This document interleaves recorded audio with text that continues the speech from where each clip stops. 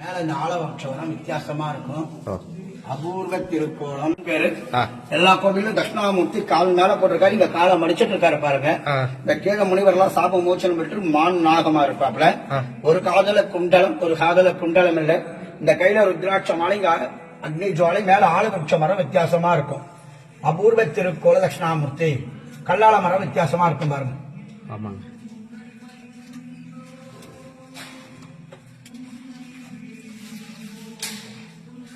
இது இங்க சிறப்பா இருக்கும். இது எத்தனை ஸ்தலம்? இது குரு பரிகார ஸ்தலத்துல மூன்றாவது இடம். தீண்டா திருமேனில சிவபெருமான்ல 12வது ஸ்தலம். ஞானசம்பந்தர் பாடி திருத்தலம்.